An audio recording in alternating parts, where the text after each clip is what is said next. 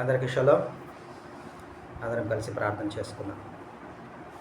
మహోన్నతుడ, సర్వాధికారి, సర్వ సృష్టికర్త, నేడు నిరంతర ఏకరీతి గల తండ్రి, మీ ఘనమైన నామముకు స్తుతులు స్తోత్రాలు చెల్లించుకుంటున్నా. గ్రేస్ గాస్పెల్ మినిస్ట్రీస్ ద్వారా అనుదినము మీ వాక్యమని ధ్యానించగలిగే శక్తిని, ఆలోచనను మాకు అనుగ్రహించి ముందుకు నడిపిస్తూ ఉన్న విధానం బట్టి మీకు స్తోత్రం తండ్రి. ధ్యానించిన వాక్యము తండ్రి మాకు వెలుగుగా చేసుకొని దాని ప్రకారముగా నీ సారూప్యతలోనికి, నీ నీతి న్యాయ మార్గముల వైపు మేము నడుచుకునే జ్ఞానమును, బలమును, శక్తిని మాకు అనుగ్రహిస్తూ ముందుకు నడిపిస్తున్న విధానం బట్టి మీకు వేలాది స్తుతులు స్తోత్రాలు చెల్లించుకుంటూ ఈ మామలలో మా రక్షకుడు, విమోచకుడు యెషూవా మెస్సీయ నామమున ప్రార్థించి వేడుకొంచున్నాం తండ్రి. ఆమేన్.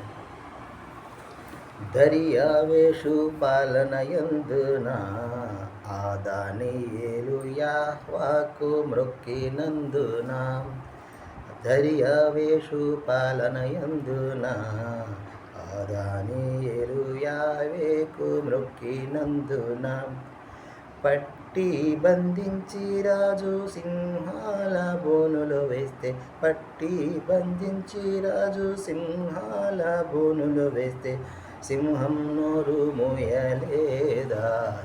ఓ భక్తుడా, రాజు తిరిగి పిలువలేదా? సింహముల నోరు మోయలేదా? ఓ భక్తుడా, రాజు తిరిగి పిలువలేదా? భయము చెందకు భక్తుడా, ఈ మాయాలోకం ఛాయలు చూచినప్పుడు. భయము చెందకు నీవు, దిగులు చెందకు నీవు, భయము చెందకు నీవు, దిగులు చెందకు నీవు. జీవమిచ్చిన యావే ఉన్నాడు, ఓ భక్తుడా, ప్రాణం పెట్టిన యెషూవా ఉన్నాడు. జీవమిచ్చిన యావే ఉన్నాడు, ఓ భక్తుడా, ప్రాణం పెట్టిన యెషూవా ఉన్నాడు. 2వ దినవృత్తాంతాల గ్రంథము 35వ అధ్యాయం మనం ధ్యానించుకుంటున్నాం.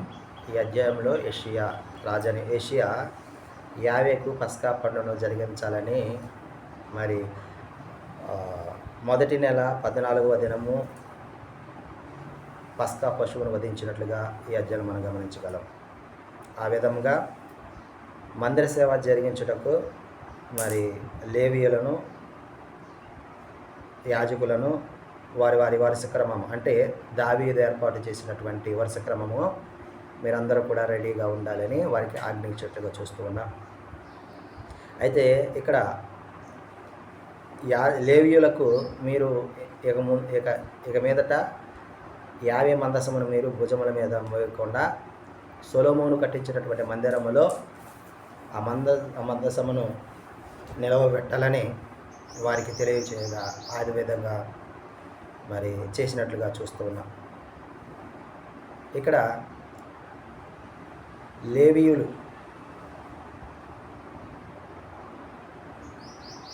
ఏషియా తన స్వంత మందలో 30,000 గొర్రె పిల్లను, మేక పిల్లను, 3,000 కోడెలను అక్కడున్న జనులందరికీ పస్కా పశువులుగా ఇచ్చినట్లుగా చూస్తూ ఉన్నాం.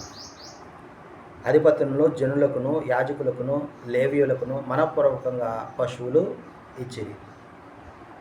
యావే మందిరపు అధికారులైన హిల్కియాయు, జకర్యాయు, యెహీయేలును పస్కా పశువులుగా యాజకులకు 2,600 గొర్రెలను, 300 కోడెలను ఇచ్చినట్లుగా చూస్తూ ఉన్నాం. ఏజాలో కొనన్యాయు, అతని సహోదరుని షమాయాయు, నెతనీయేలు, లేవీయులలో అధిపతియగు హషబ్యాయు, యెహీయేలును, యోజాబాదును పస్కా పశువులుగా లేవీయులకు 5,000 గొర్రెలను, 500 కోడెలను ఇచ్చినట్టుగా చూస్తూ ఉన్నాం. ఈ ప్రకారంగా సేవ జరిగించుండగా రాజాజ్ఞ బట్టి యాజకులు తమ స్థలములలో, లేవీయులు తమ వరుస క్రమములో నిలువబడి, లేవీయులు పస్కా పశువులను వధించే రక్తమును యాజకులకి ఇయ్యగా వారు దాన్ని ప్రోక్షించినట్లుగా ఈ అధ్యాయం మనము గమనించగలము.